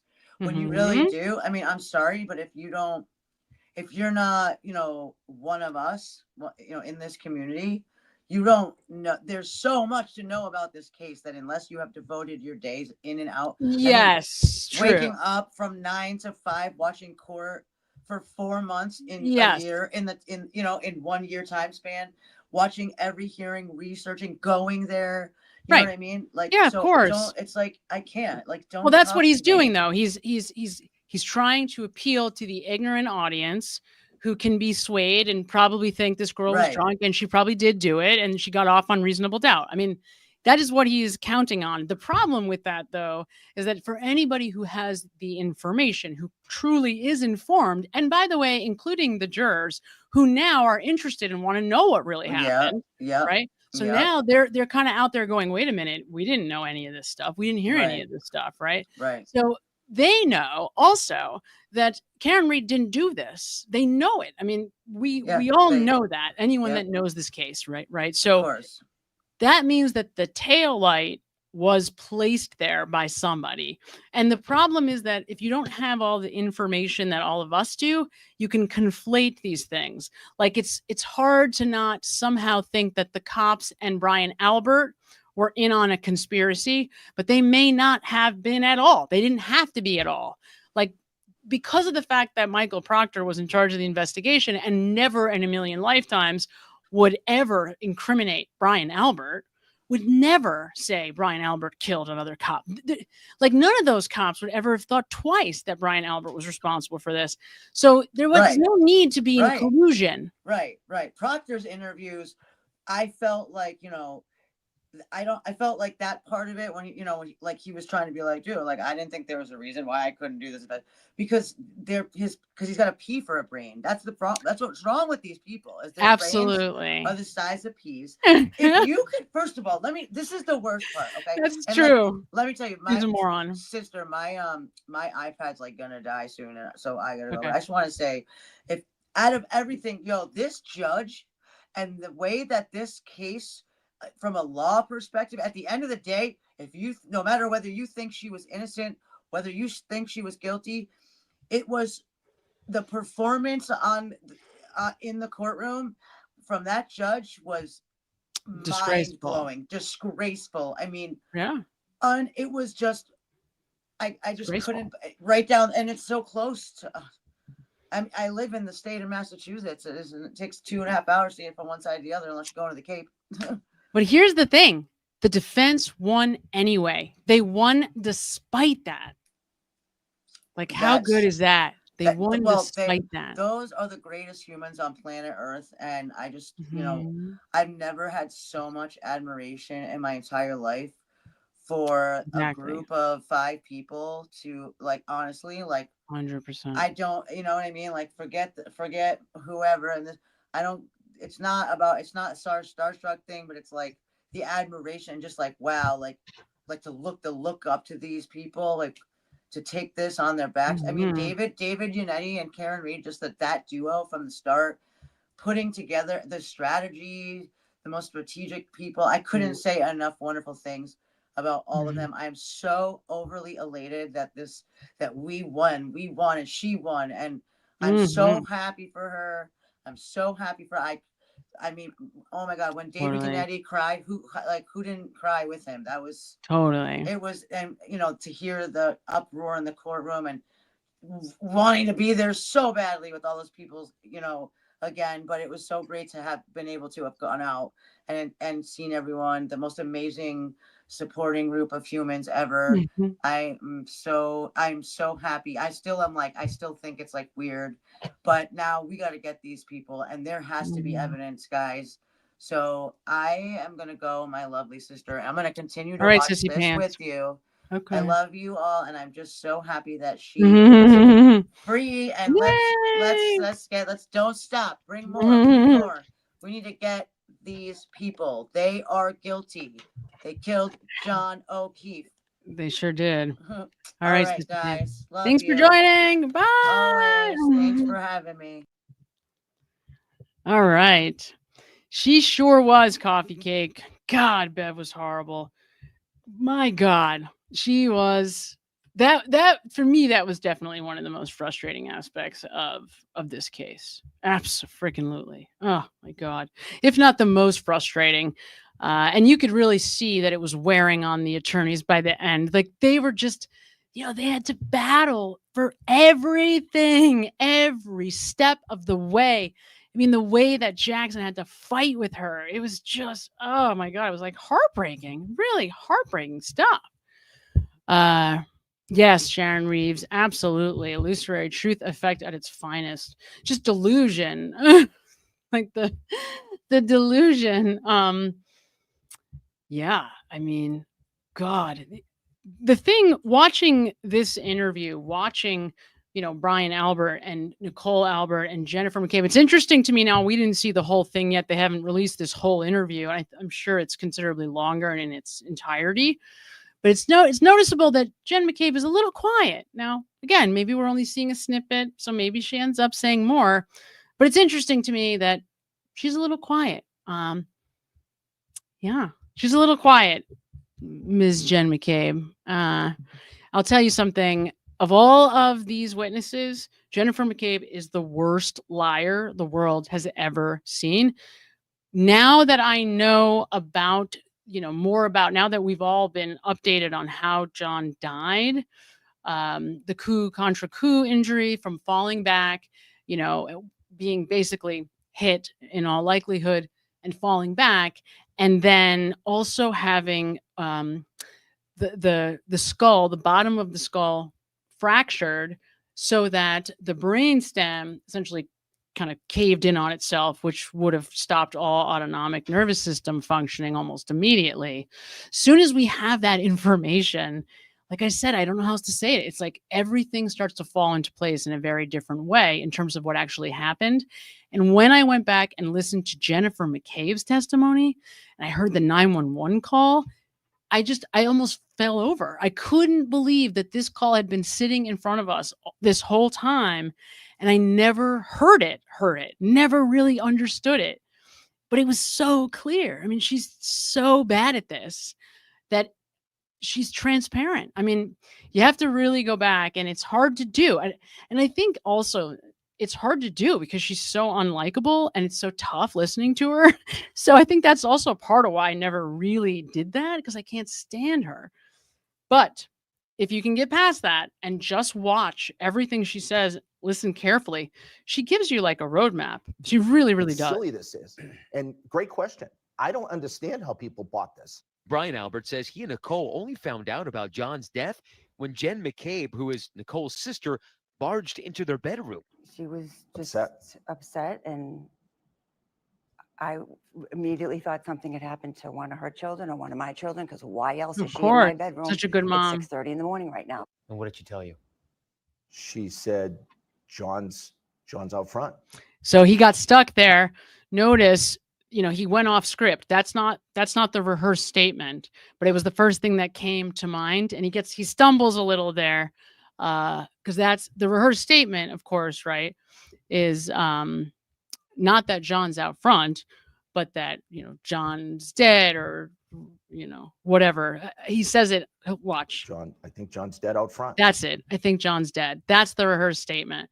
So he gets a little screwed up with the out front part, which is interesting because, everything he says is very, very carefully rehearsed. Everything. And I don't know if you've seen the video that I had just released recently where we find out that the 623 Google search, that idea was Brian Albert's. So Brian Albert is the one that's telling Jen to Google house long to die in the cold again to try to make it look the next day or later in that day that she had done that search in the morning at 6 and not at 2.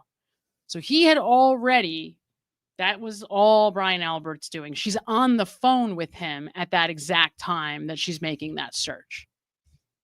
So again, these are the things that you pick up in going through all their testimony, but it's very laborious. It takes a tremendous amount of time to do, and you got to listen and listen really carefully. And who wants to do that? It's a lot of work, to be honest. It really, really is. I said, what the are you talking about, Jen? And I'm like, I didn't know. You still didn't piece it I together. didn't understand what she was talking about, because why would John be out front of my house? So massively confusing. There are police officers, EMTs on your front lawn. You're an officer. Why don't you just go outside and investigate or take a look? I'm not a Canton police officer. I'm a Boston police officer. I was just woken up out of. Can we look at that? Do you? I don't even know what to say to that. It's so absurd. You're a first responder. Like, wouldn't you run out the door? Like, if you find out someone's dead on your front lawn as a police officer, you're not going to run out the front door to try to find out what the hell's going on. It's your house. It's just so absurd to me that he would even, like, that's the best you could come up with. I feel like this man is generally smarter than that. So lame, right? Oh my God, it's so lame. Kylie Cosmo says, so that means, folks, if you're on an airplane and you are in need of help and he's the only first responder on board, he can only do it if you're flying over Boston. That's right, Kylie. 100%. It's the most lame excuse. One of the highlights of the trial, right, is the end of the first day of cross-examination of Jen McCabe, when Alan Jackson just gets all over her. And of course, by the way, I listened to that again recently, and it's noteworthy that the judge tries in every imaginable way to save Jen McCabe. It's so disgusting. She tries over and over and over to throw a lifeline Jennifer McCabe. But in that, even despite her efforts, he still gets on her, right? And she has nowhere to go. He's saying to her, your every minute counts. Why didn't you go in the house? In the house, you have a Marine, a first responder. You're not going in the house. Why wouldn't you go get the man in the house, your brother-in-law? Like, why would you call 911, right? And why wouldn't you go in the house? And she has some absurd excuse. I needed to get John help. It's like, okay, Jen. It's just the absurdity. I really wonder. I really, really wonder if you had a completely objective party, right? So let's say, like, that's interesting. Is John, okay, so let me ask you, Ms. Trial Nikki, is Matt on the scene at 6:23? I know he is on the scene pretty early on, but is he the one on the scene at 6:23? That would be the question. Like, where is Jen in the video? I looked at that whole timeline video to see where she was, and I only know, and I stopped visually looking at the moment where I saw that at that same time she's talking to Brian Albert. So that would be what you'd want to know, is where is she in the video at that time? Very interesting. Oh, Denise is saying Matt was not. Let's see. Hold on. The chat moved. Of age homegirl, basic female. His answer should be, I was asleep and wasn't woken up until after John was heading to the right. Hello. But, nothing this man does is logical, like, in an obvious way, right? Like, he has to kind of bend over backwards to come up with these rehearsed kind of ideas. Anybody notice? And I'd have to go back. I noticed that in the first trial, there was this whole big thing about how Jen rushes in their door and wakes them up and she's hysterical. Then the second trial, she tries to tone that down for some reason. Like, well, I knocked on the door. Like, I gently opened the door, and makes a big deal about the fact that she didn't act hysterical. Again, these are little things, but they really are significant, because these people are lying about everything. So if they're saying it, it's for a reason. The other thing that I can't make sense of is why is Brian Higgins making up a story about plowing a driveway that has no snow? What is the significance of that? Is he moving evidence? You know, is there vomit in the driveway that he's trying to get rid of? Maybe that's a possibility, because again, why would you tell us that? It's so inconsequential. Why do you say it if it's not meaningful? So these are the kinds of things that you have to really it's exhausting listening to their testimony. It really, really is. That's a great question. I think so. Inside Your Bones asking about Matt McCabe and Jen, their relationship. If I'm being 100% honest, I think Jennifer McCabe definitely had a crush on John O'Keefe. I don't say that. I say that completely honestly, and based on the fact that she definitely had strong feelings for him. They feel a little bit more than just like pal buddy kind of friends. So I think Jen had a crush of sorts on him. What does that say for their relationship? I don't know. Does Matt McCabe seem to you to be like a romantic type? Does he seem like a sexy dude to you? I don't know. John O'Keefe had some sex appeal, right? If we're speaking 100% honestly, he's a generally pretty handsome, attractive man. I don't know that I see Matt McCabe in such a light. I'm sure he's a fun person, as a husband goes, and from Jen's perspective, of course, certainly not from my perspective, but just objectively looking at the two of them, I would say he's kind of like the guy that maybe made her laugh a little bit, like easier to be around. Maybe he's a friend. But definitely, yes, right. So somebody said, Stacey B, I wasn't going to say it, but he definitely pays the bills. From what I understand, he's a good earner. Let's put it that way. Yes, he definitely does pay the bills. And he is a smart guy. I'm sure he's a great dad, right? I mean, but is he like, is she hot for him still? Absolutely. Of course not. Obviously. Right? That seems obvious, of course. Okay, so Queen Olive Ruthane says, I've heard that Jen has slept. I actually heard that too. I have heard that too. So yes, that Jen had something with Brian, but years earlier, right? Like it was like allegedly a very, very long time ago, and that all was forgiven. I don't know where the hell I heard that, honestly, but I did hear that also. Hard to know whether or not that's true, because I don't remember where I got it from, but I have absolutely heard that also. It's kind of disgusting to think about, certainly. I also have heard, I just remembered this right now, that he had a thing. I mean, this is all rumors, guys. This I have no way to substantiate. This is somebody else gave me this insight. Whether it's true, I don't know. But I also was told that he had a thing he was involved with a prostitution ring in Boston, like where Asian women were like essentially like an Uber service for prostitutes, that he was somehow involved in a nefarious way. Again, I don't know if that's true or not true, but that is what I have heard about Brian Albert. Yes, of course. Well, let's hope it comes out soon, right? And yeah, I mean, well, let's listen to the end of this, and then I want to bring up one more thing, and I want to get your guys' opinion on this. It's so tough to take these interviews, right? It's like, this guy, he's just got, the nerve of this man, for God's sake. All right, here we go. I have a cold sleep from hanging out the night before. By the time I came downstairs, the police were already in my house. John was already gone. There was nobody to save. I would have taken a bullet for John O'Keefe because he was a fellow cop. That's the most ridiculous question that people always ask. It makes zero sense. What am I supposed to do? Run out front in my underwear and start running yellow tape around the fire hydrant? Over the course of the night, Reed called and texted John.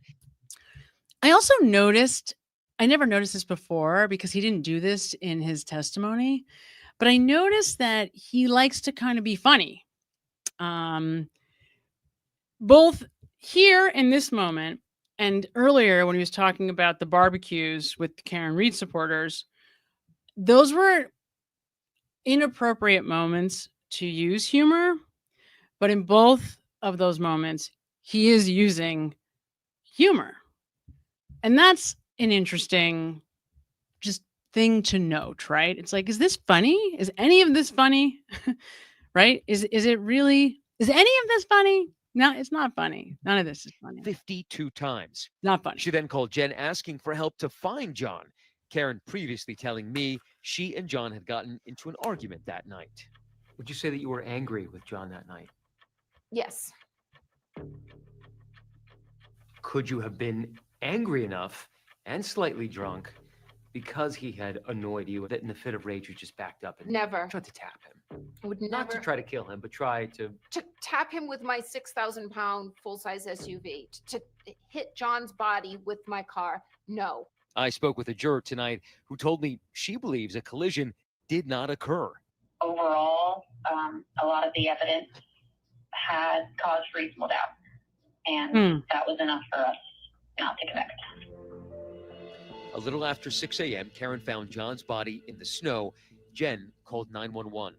911, what's emergency? There's a man passed out in the snow. Oh, we're going to get to hear it. Hello? But what raised eyebrows? Okay, so that's interesting. I don't know if anybody caught it that Karen says never. Did anybody catch it? Did anybody catch it? If you did, let me know. I'm happy to speak to that. But it's interesting. If you haven't heard the analysis of Jen's 911 call, it's definitely worth checking out. Clearly, we all knew that it was suspect. The fact that she refers to him as a man and not as a cop, not as her friend, not as a person she cares about, but as a man. Of course, that's distancing. And so it does sound weird.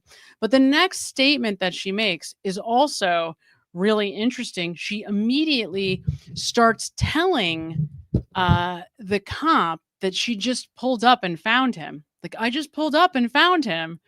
And again, it's like, oh, that's interesting. Like, why would you say that? Why? Nobody asked you how you came upon him, like, why would you offer that if you're not being asked, right? So again, she does this distancing. So if you listen throughout the call, every statement she makes, it's distancing. I mean, the whole time. She also says the officer at one point asks if he had been drinking or using drugs, and she hesitates. She starts out by saying, like, she's trying to think about the way to say that they had been out the night before. And she winds up going with, they had been out. Now, I don't know about you, but a few hours before, right? She's trying to separate Karen from John. Oh, come with me. Like, they're buddies. The whole, like, for an hour, Jen is actually hanging out with Karen and John specifically. But she doesn't say we were out at the bar. She says they were out at a bar. And again, these are all little details that, yeah, you blink, you can miss them. They seem like they could be harmless, but they're not harmless. And that's the important point. If you start adding up all of the consciousness of guilt evidence in this case, there is a mountain of evidence. It's wild. I actually wonder, like, if none of us knew anything about this case, and we just randomly, got a list of these bits of, of information, facts about this case, would we all still think there's no evidence? Or would we be able to say, actually, there's a tremendous amount of evidence here? So I know that it's not necessarily the best kind of evidence. It's not DNA. But I also will, present this. Think of this question. Does Brian Albert's DNA ever get taken and compared to any of those samples? Do those samples still exist? Is it possible to still compare DNA to any of the samples? The clothing items that had 6 different people's DNA, John's shirt that had DNA in 2 different places, like 3 people's DNA on the back, and, obviously the shoes and that whole disaster. So whose DNA? Who are the other unknown contributors to the DNA, right? Like, what is going on here? I think one of the things that I really got from the jurors, and I'm sure that all of us have kind of extrapolated this to some degree, is that they felt like the defense did an incredible job of presenting a shoddy police investigation, and that was exactly the goal, right? So you can't say enough amazing, the job that the defense here did was just, absolutely incredible. Absolutely incredible. Truly, truly incredible.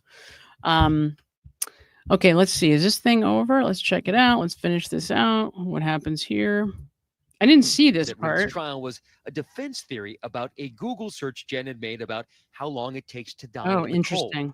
The defense claiming she searched it before O'Keefe's body was found. So much has been made about that Google search that morning. Was it at 6 a.m. or was it at 6:27 a.m.? How long to die in the cold? What's your answer? She asked me to do it. She deflects. Outside of Fairview at 6:20. You see that? That's Jen's Doesn't matter how classic. much I. This is Jen McCabe's like classic response when she's lying. She's deflecting. So do you see how, again, these are like the details that you may not see unless you're really looking very carefully. It appears on the surface like she may have answered that question, but she did not. She completely deflects and answers a different question. And instead, she says like the rehearsed thing, which is, she asked me to do it, right? Which, of course, she didn't.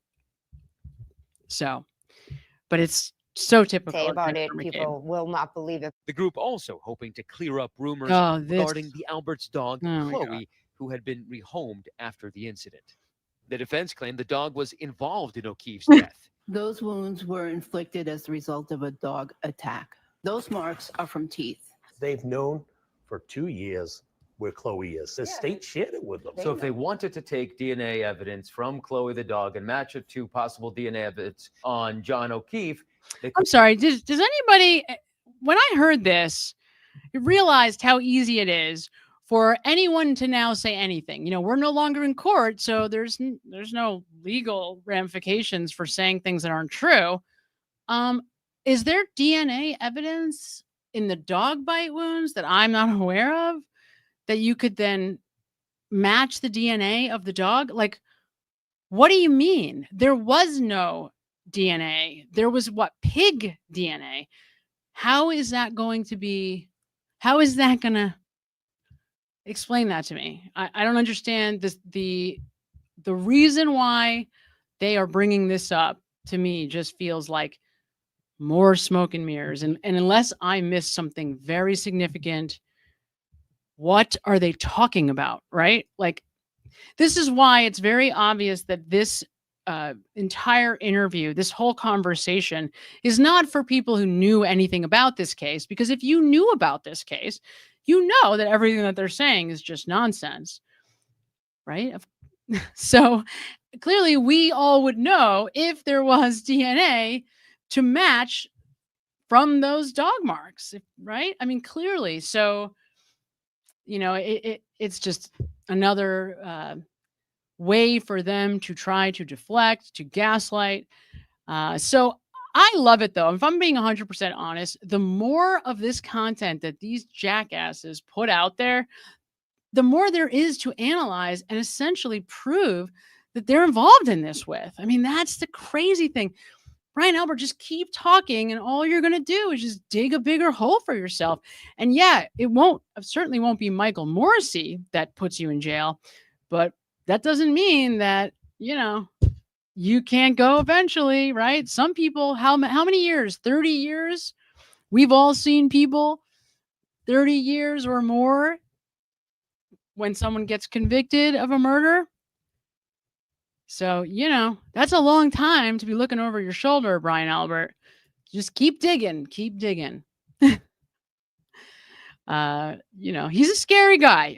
He's a scary guy. He's a scary man, Brian Albert. He really, really is. Yeah, so that's Kim. That's another thing. KM, I think. Sorry, I thought it said Kim. A couple things that I think the defense didn't mention, but I would have very specific questions about. First is, why doesn't anyone ever bring up the vomit that was on John's shirt? Because the fact that he vomited on himself means that he couldn't have just fallen backwards and died, right? Because obviously, if you vomit on yourself and it's all over your stomach, you'd have to project that forward. So he couldn't have just fallen back. Like, people have suggested maybe he slipped, maybe the dog, jumped on him and he fell. To me, that can't be the case because he would have choked on his vomit, right? He wouldn't have projectile vomited all over his shirt. So that's a factor. And then, of course, one of the things the investigators, if you listen to any of the, honest police officers or law enforcement people, almost all of them jump right to the blood, their lack of blood evidence at the scene as a really important and very incriminating detail, that given the wound, clearly there would have been more than 3 drops of blood. So he couldn't have died there. It's not possible for him to have, been hit by a car. And that would have been like the very first thing that, and actually, interestingly enough, it's really interesting. This comes up in Jen McCabe's 911 call. She's asked, the 911 dispatch officer says, is there blood? And Jen, this is again she's such a bad liar. So Jen, she starts to say something, but it ends up being gibberish, and it literally is gibberish. It's not like gibberish. It's and then she starts talking about the girls giving CPR. It's wild. She just completely ignores the question because she doesn't want to address the fact that there's no blood at the scene. So she just blows past it. It's wild. It is like the most incriminating 911 call once you have your oh, wow, this is a person who's really guilty of something, who's lying, who's definitely lying.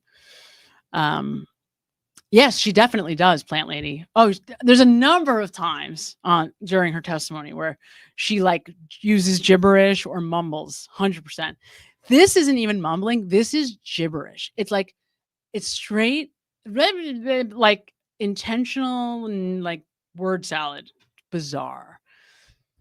She's just, Jen McCabe is a horrible human being. And what makes these people, and obviously, this, but just it needs to be said, these are not just murderers.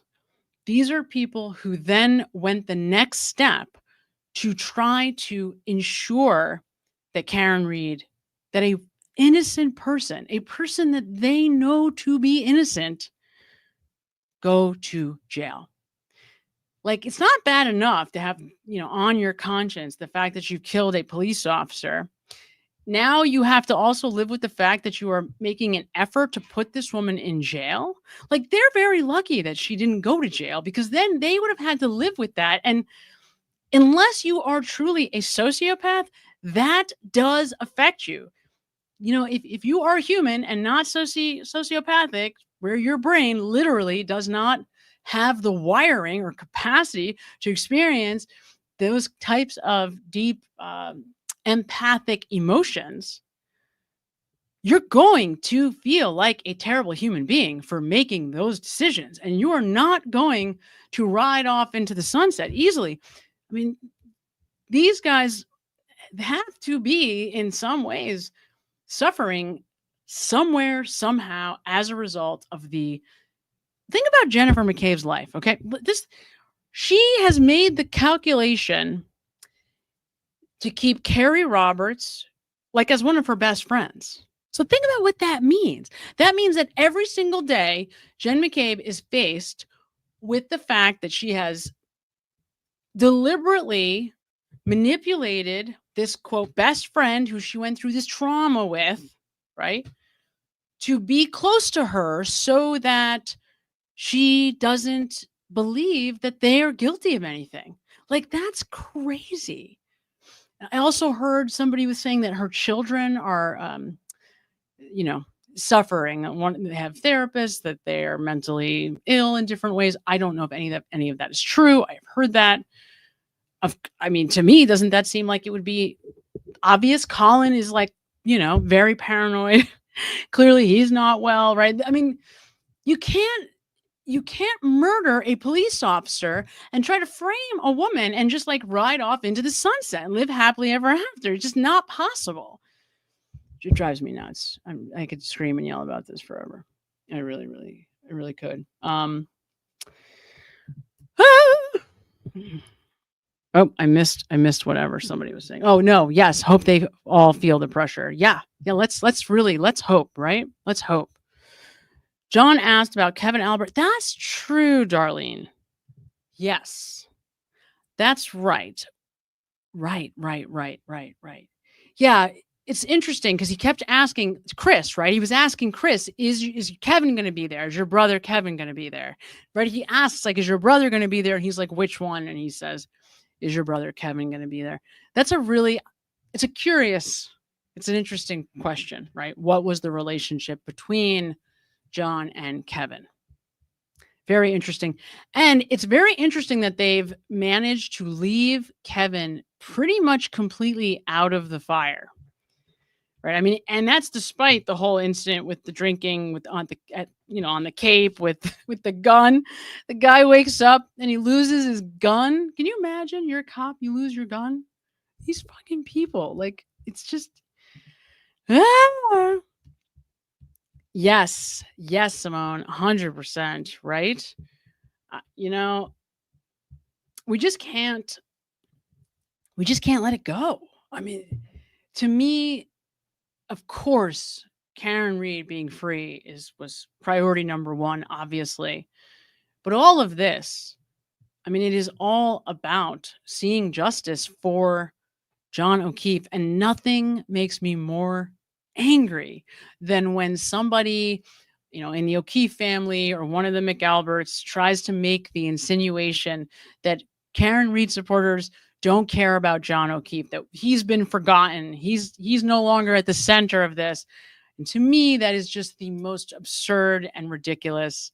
Like, if we were all wearing blue instead of pink, would that register in their minds that now we suddenly are like, if we pick a different color and we just all put blue in our hair, like, does that mean, oh, now you can see, Carrie Roberts, that we actually support John too? Like, is it really that simple, these folks? I mean, maybe it is. Maybe they're just that stupid. Maybe. Yes. And one of the things, Kylie, too, that I think it was Alessi brings up in the interview that was really, really important. And I feel like this was probably, if you were to speak to the whole jury together, I'm sure that when they have a little distance, especially, the caliber of people that the defense put forth. I mean, there's even a moment where it was cross-examination of Dr. Russell, where I think Hank he's like, it's Hank getting on Dr. Russell for riding in the car with Alessi from the hotel, right? And he thinks that he's like making her look terrible because they're colluding. And she thinks, and she remembers Alessi saying, all you have to do is just be honest, right? And you believed her. I believed her when she said that. I didn't think that was contrived. I mean, that's probably what he said. And then today it was reiterated by Alessi saying the same thing, that his folks were just honest, that was the whole thing. We wanted witnesses who were honest. And who did the Commonwealth end up, who's being presented? Like Judd Welcher, Shannon Burgess, Jennifer McCabe. Like, could you imagine a lineup of just like more horrible people? Just like, God, we can go on forever. And I will say this, and this, before we go tonight, one thing that I wanted to make a point to say, there's so much. I mean, we could just be here till 4 a.m. There's just an endless amount of information to sort through right now. But one of the things that I think is fascinating, and Yannetti, I had this on my list, and he also reiterated it. I think he was talking about, what do you think of Adam Lally was the question.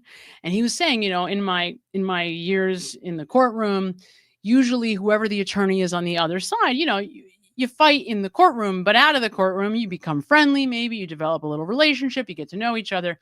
And in this case, that was just not at all the case, that Adam Lally did not seem interested in having a relationship. And Yannetti then said something interesting. He said, maybe it's because we, the defense, were contentious.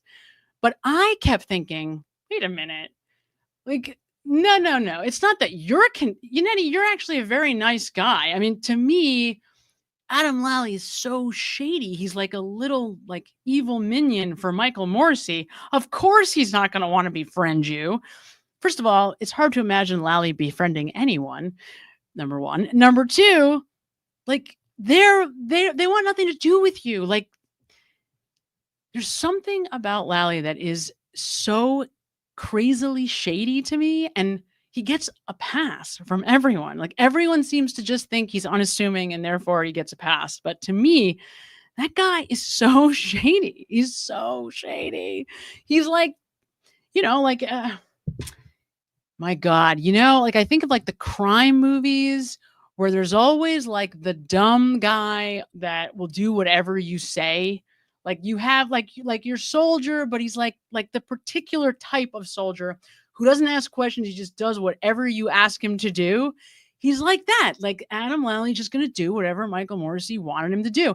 And the fascinating thing, I guarantee you, if you're Adam Lally today, you must have walked out of that courtroom with your head held high because, you look at the stats at the end of the day, like Lally won, right? Lally won. It's like, man, the ultimate payback though to Michael Morrissey is he goes out, he spends freaking millions of dollars on all this garbage. And at the end of the day, it's freaking Adam Lally who comes out on top. It's just nuts. Yeah, he's a freaking creepy dude. He's really a creepy dude. He really, really is. So much to say. And by like this time next week, God only knows, there is just going to be like so much information just keeps seeping out. I wonder also, like, I know that I think I was told that one of the jurors was paid $50,000. Did we hear? Is that right? For the TMZ interview? Are all of these guys getting money for all of this, for their speaking out? How much, I don't know. I don't know if that matters. I'm just curious. Does that mean that everyone on all of 12 jurors are going to end up, talking? Maybe. So by this time next week, we might have, God, even more information to kind of sit with. And I have to believe that more evidence that was never brought into trial will now slowly be leaked out, right? Stuff that we weren't allowed to see because of the trial, but now, we'll hopefully get to see, just like the photos from the garage. And I got to tell you, those garage photos, and I'll pull them up really quick just in case nobody here misses them. These photos, when you look, especially this one on the left, and you look at that mark on the back of John's head, it is awfully freaking close, right? It is awfully close. That line, it is awfully close. And when you look at the way that, because of the skull on the bottom was fractured, it really does make sense that he could have hit a step, right? Very interesting. I would love to see the rest of the configuration of this garage to understand, to be able to visualize why might Brian Higgins have thought, oh, okay, this is a feasible place to walk into to have a possible conversation. Be very curious, just to have a visual of like what it actually looks like in this garage. Okay, you guys, it is so freaking hot in here. And I have to get up and put the air conditioner on because I'm dying of heat. Sandy RN and Callie at Susan Vance. I think Brian Jr. has some brain issue. Pose on the spectrum. Oh, that's an interesting, Brian Jr. we're saying. Well, Brian Jr. definitely has, obviously, well-documented anxiety. It's very tough because you have like alcoholism up and down this family. And I mean, depending on how familiar you are with addiction, and certainly specifically substance use disorders and those types of addictions,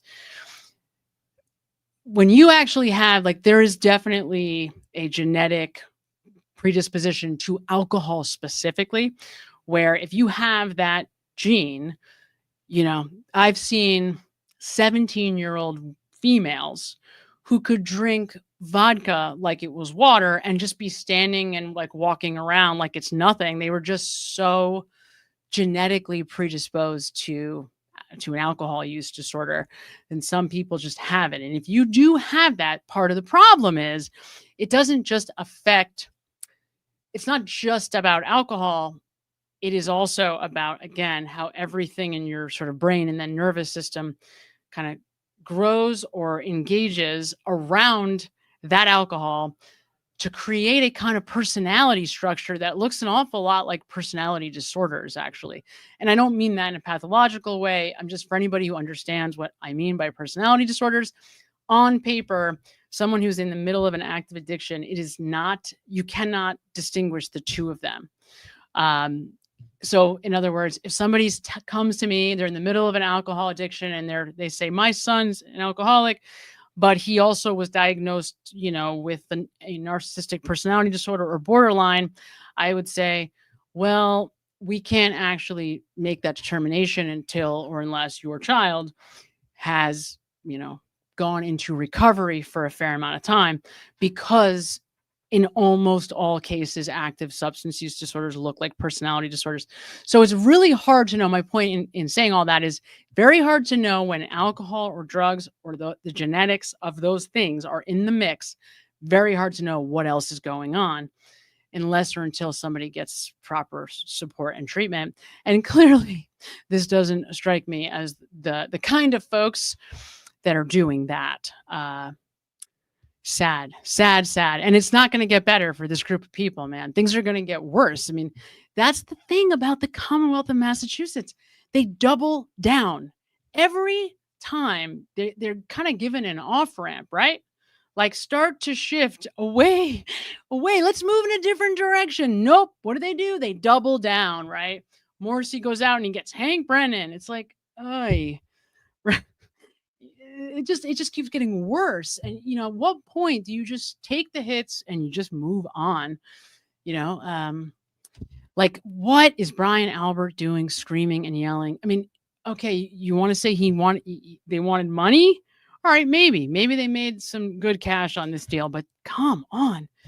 This is not helping you. All this is doing is inciting people against you. All it's doing is making everyone, those thousands of people, the sea of pink that is so clearly, deeply impassioned by freeing Karen Read, all it's doing is inciting that group of people to then turn their attention, now that that case is over, onto you. Like, what goes on, right?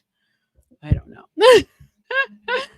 I don't know, you guys. It's not blood. So somebody's asking about the stairs. No, it is not blood. That is paint, I believe. No. Proctor did not, from my understanding, is Proctor did not investigate Birchmore. Was Proctor involved? I don't think so. No, I think who are the crossover cops? Fanning is one of the crossover cops on the Birchmore case. Is Lank a crossover cop? There are a few, but I do not believe that Proctor was one. My recollection is no. What town? Does anybody remember what town Sandra Birchmore lived in? Because I'm not exactly sure of like what the surrounding. Yes, Garino.